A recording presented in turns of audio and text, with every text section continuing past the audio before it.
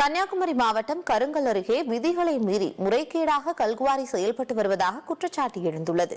எனவே தமிழக அரசும் கனிம வளத்துறை அதிகாரிகளும் நடவடிக்கை எடுக்க வேண்டும் என்று அந்த பகுதி மக்கள் கோரிக்கை விடுத்துள்ளனர். இதுகுறித்த செய்தி தொகுப்பை விரிவாக தற்போது பார்க்கலாம்.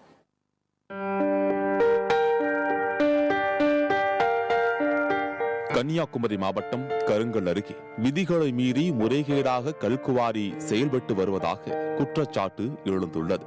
எனவே தமிழக அரசும் கனிம வளத்துறை அதிகாரிகளும் உரிய நடவடிக்கை எடுக்க வேண்டும் என அப்பகுதி மக்கள் கோரிக்கை வைத்துள்ளனர். கல்குவாரி கிட்டத்தட்ட 2006 ஸ்டார்ட் பண்ணது. கிட்டத்தட்ட 17-18 வருஷம் ஆச்சு. பல கம்ப்ளைண்ட்டுகள் கொடுத்துருக்காங்க.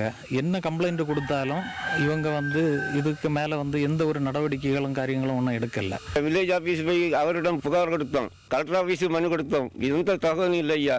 போலீஸ் ஸ்டேஷனுக்கு கம்ப்ளைண்ட் கொடுத்து எந்த தகவலும் கிடையாது. கடைசியில் நாங்கள் மீட்டிங் போட்டதுக்கப்புறம் இங்கே பாரம்படையில் நீங்கள் மீட்டிங் போட்டால் உங்களை உடனே அரெஸ்ட் பண்ணுவாங்க, குண்டர் சட்டத்தை போடணும்னு சொன்னாங்க.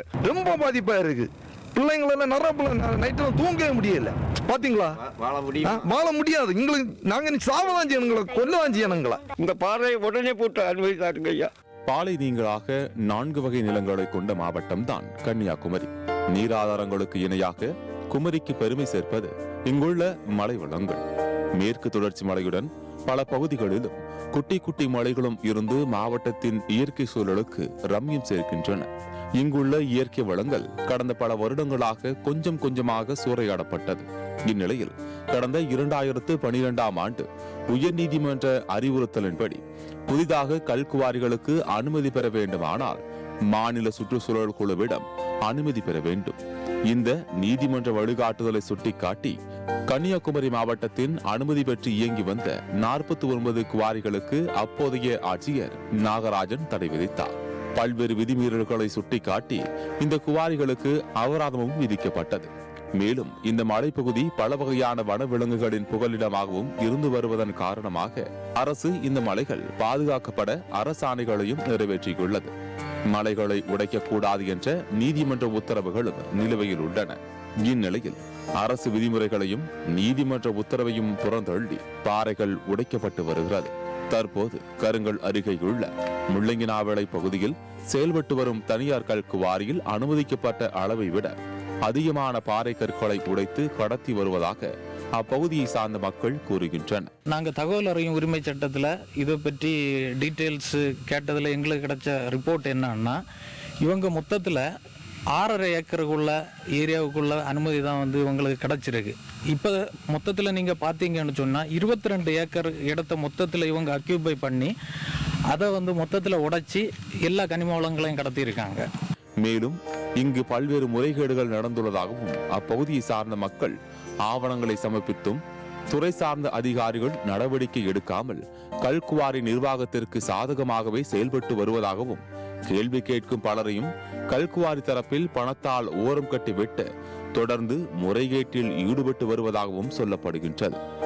இது குறித்து அதிகாரிகளிடம் கேட்கும் போது இங்கு குவாரிகள் இயங்க அனுமதி இல்லை என ஒற்றை வார்த்தையில் முடித்து விடுகின்றன.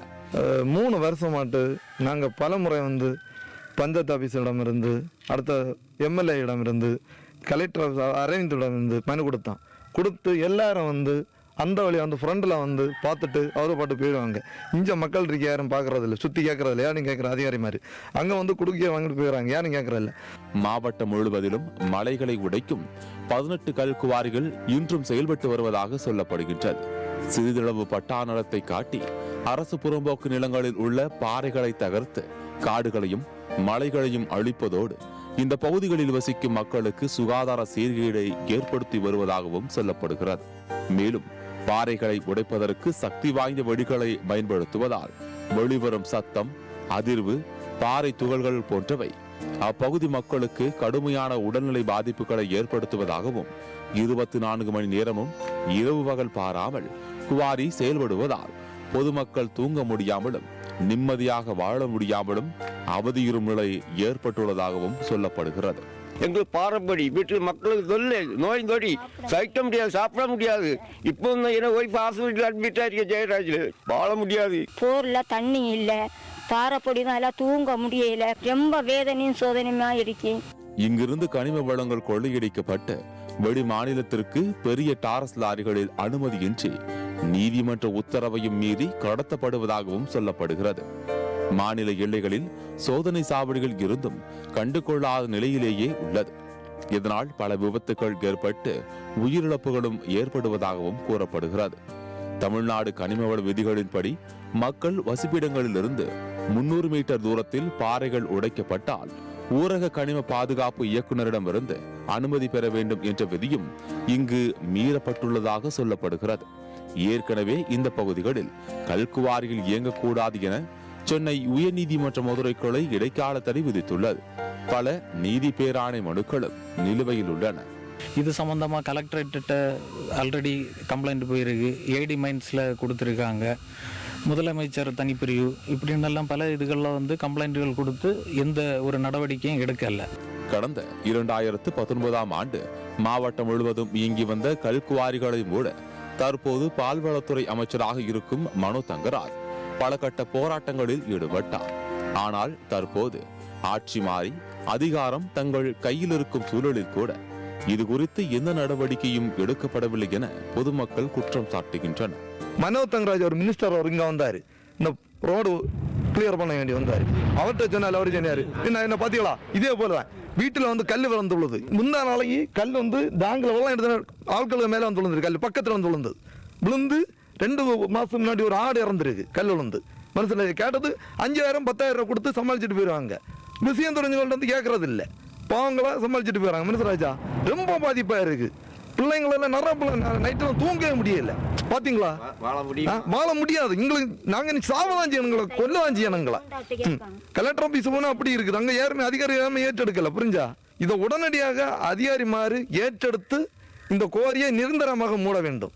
செழுமை மிக்க மாவட்டமாக இருந்த கன்னியாகுமரி மாவட்டம் கனிமவள சுரண்டல்களால் வறட்சியின் பாதையில் சென்று கொண்டிருக்கிறது. இதற்கு காலம்தான் பதில் சொல்ல வேண்டும். சத்தியம் செய்திகளுக்காக கன்னியாகுமரி மாவட்ட செய்தியாளர் விமலாவுடன் செய்திக்குழு.